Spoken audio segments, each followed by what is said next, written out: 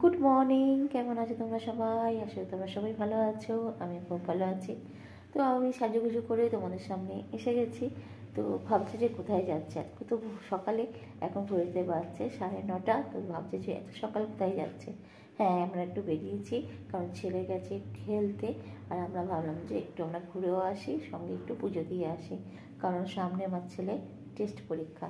তাই ভাবলাম যে একটু পুজোও দিয়ে আসা হবে আর একটু ঘোরাও হবে। কী করবো ঘরে বসে থেকে, বলো তো? তো তাই বেরিয়ে পড়ছি। তো যাবো একটু কলকাতার দিকে। তো দেখতে থাকো ভিডিওটা, সারাদিন কী করছি না করছি সব কিছু তোমার সঙ্গে শেয়ার করবো। আর তো চলো, কেমন লাগছে আমাকে একটু বলো। এই জামাটা পরলাম, তোমাদের সঙ্গে শেয়ারও করেছিলাম। পুজোর সময় পরা হয়নি, যেহেতু এখন পরলাম। কেমন লাগছে? যেহেতু পুজো দিতে যাবো সেই জন্য সাদাটাই পরলাম। আর এই যে ওড়না নিয়ে নিয়েছি এর সাথে। আর ওড়নাটা আমি এখন ঠিকঠাক করিনি, নিচে ঘরে গিয়ে ঠিক করব। তো চলো দেখতে থাকা যে ভিডিওটা স্টার্ট করে দিয়েছি। চলো, কতটুকু দেখাতে পারবো জানি না।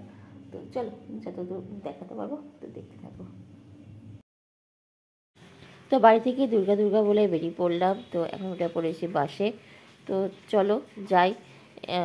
একটা ভালো মন নিয়ে যাচ্ছি ঠাকুরের কাছে, যে পুজো দিয়ে আসি। যেহেতু সামনে ছেলের পরীক্ষা ছিল সেই জন্য বেরিয়ে গেছিলাম। তো পুজো দিতে যাচ্ছি। তো বাসটা ফাঁকাই ছিল। তো আমরা এই করতে করতে ব্রিজের কাছাকাছি এসেই গেছি। ব্রিজে এখন উঠিনি, এবারে টোল ট্যাক্সের কাছে দাঁড়াবো। টোল ট্যাক্স দিয়ে ব্রিজে উঠবো। এই তো।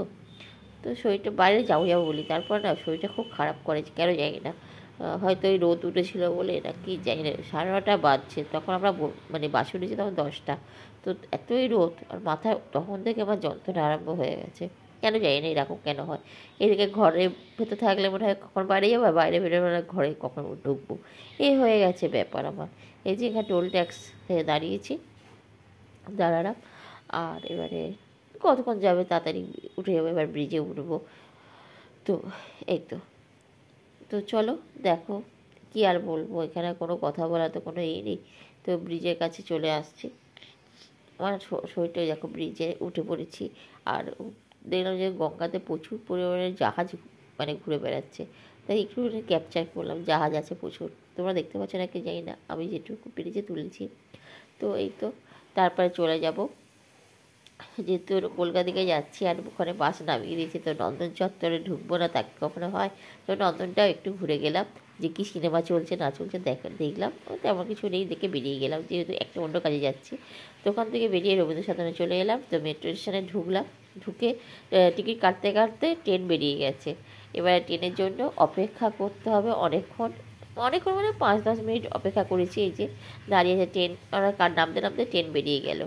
তো 5-10 মিনিটের জন্য অপেক্ষা করছিলাম, তারপরে ট্রেন চলে এসছে। তো যেহেতু মেট্রো স্টেশনের মানে ক্যামেরা অ্যালাউ না বেশিক্ষণ, সেই জন্য নিজেকে মানে অল্প পরিমাণে দেখালাম সেই জন্য। তো চলো, এবারে ট্রেনে এসে গেছে, বন্ধ করে দিলাম, ট্রেন এসে গেছে। এবারে আমরা ট্রেন থেকে নেমেও পড়েছি কালীঘাটে। কালীঘাটে নামিনি, যতীন দাসে নেমেছিলাম। তো এই যে, আর স্ক্যানার চাপতে কার কার ভালো লাগে? আমার তো খুব ভালো লাগে। একটা সময় মনে হয় আমাদের সিঁড়িটাকে স্ক্যানার করে দিই, সিঁড়িতে উঠতে আর ভালো লাগে না। কিন্তু এটা করা সম্ভব না। তো কার কার ভালো লাগে কমেন্ট করবে, স্ক্যানার চাপতে কার কার ভালো লাগে আর কার কার ভয় পায়। তো এই হলো ব্যাপার। তো চলো, এবার কালীঘাট মন্দিরে এসেও গেছি, আর ভিডিও করিনি রাস্তায়। তো মন্দিরের রাস্তায় দাঁড়িয়ে আছি আমি এখন, দেখেই বুঝতেই পারছি পুরো রাস্তার মধ্যে দাঁড়িয়ে আছি। আর এই ভেতরেও প্রচুর লাইন ছিল, ওই দেখো দেখাচ্ছিও। আর এই হলো মন্দির। তো প্রচুর লাইন ছিল মন্দিরের ভেতরে, এত ভিড় হয়েছিল যে পুরোহিত মশাই বলল, আপনারা এই লাইনে দাঁড়ালে আপনাদেরকে 3 থেকে 4 ঘন্টা পুজো দিতে টাইম লাগে। অবশ্য ভিড়ও ছিল, অত্যধিক ভিড় ছিল। আর তাই আমরা কী করলাম, অতক্ষণ তো লাইনে দাঁড়ানো 3-4 ঘন্টা মানে অনেকটা সময়।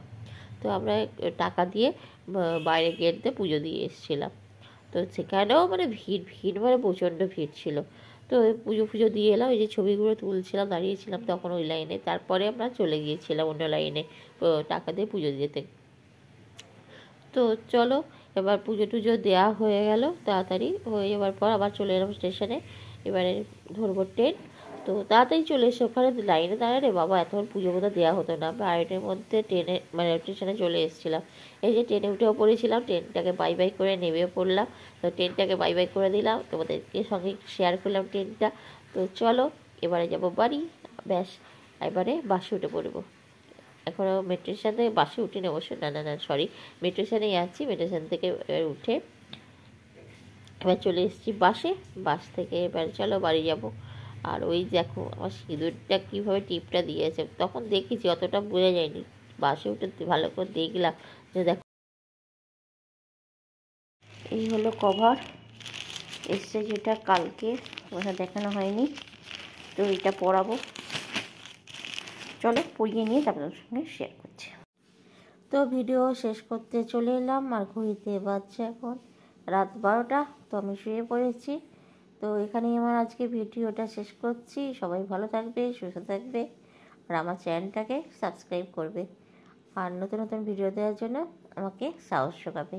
ঠিক আছে, তার বেশি কথা বলছি না, আজকের মতো এখানেই থাকি। তো টাটা, শুভরাত্রি।